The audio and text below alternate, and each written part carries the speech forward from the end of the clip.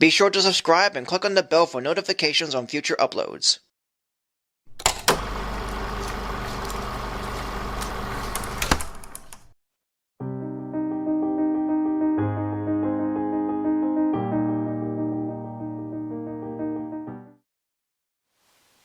Hello everyone, Simon Bard here, or you can call me Sully.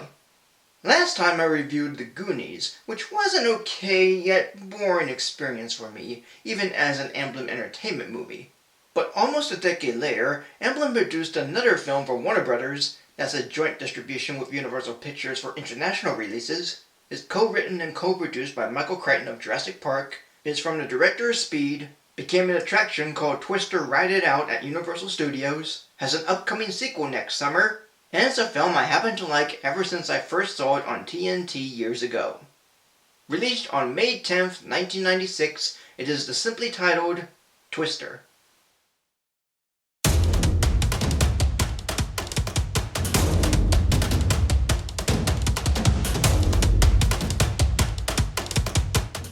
Director Jan de Bont had made a nice and original natural disaster thriller with fine characters, an alright story, and nice effects. Set in Oklahoma, a meteorologist named Bill visits his old friends and team of storm chasers just to talk to his ex named Joe Harding and not really return to the crew. As Bill's getting married to a reproductive therapist named Melissa and wants some divorce papers from Joe, yet she missed one signature. And as Bill tries to get Joe to sign the final paper, the storm chasers spot a tornado and they go after it, only to be joined by a rival team of storm chasers led by Jonas Miller, who once partnered with Bill but got some sponsors and works with the National Severe Storms Laboratory, even to stealing Bill's idea of a canister of motion sensors, which Bill calls Dorothy and Jonas calls Dot 3, to get them into a tornado to track the inside of one, and to save lives by giving people a 15-minute warning instead of a 3-minute warning. And amongst the rivalry and slew of tornadoes both teams go after, Joe starts to feel adamant and anxious to get Dorothy in the air, as she has a sort of traumatic past with the tornadoes, while Melissa is having second thoughts about her relationship with Bill when experiencing these twisters with him. As much as I like the film, it's not too big of a thriller given the characters and story it has. It's not that they're bad, they're just questionable. Like, I can buy the divorce, the rivalry between Jonas and Bill, and the enthusiasm of the storm chasers, especially Dusty, who really looks like he's having fun. Yet there's this idea of Bill knowing what a tornado thinks, or otherwise him being a human barometer, as the film states, which sounds weird. Then again, he knows how a tornado functions and what path it takes, so that could be something.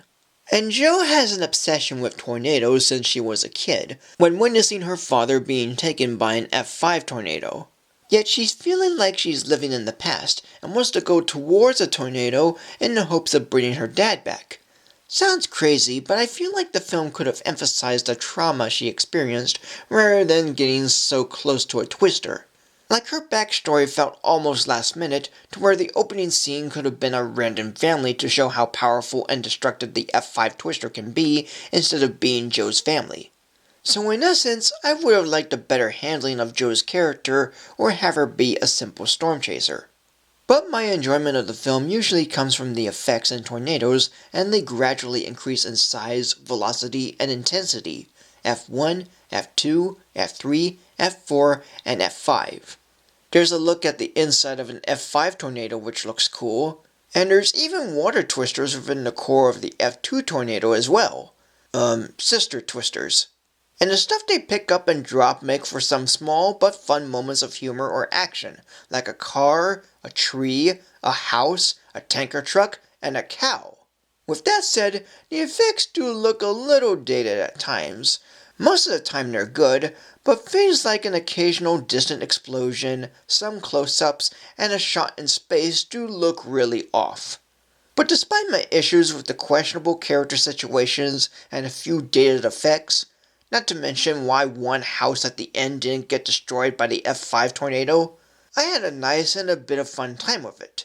It's not as thrilling as I once remembered when seeing it on TV years ago for the first time, but I like it enough for the thrills it does have, the effects that work, some bits of fun and humor from its characters and action, and I never once bothered to question the science behind it all and let my suspension of disbelief take over. 3 Bugs Bunnies. And that is it. So thank you for joining me. Like, comment, subscribe, follow me on Facebook or X, support me on Patreon, and tune in next time for a new video. And thanks for your time.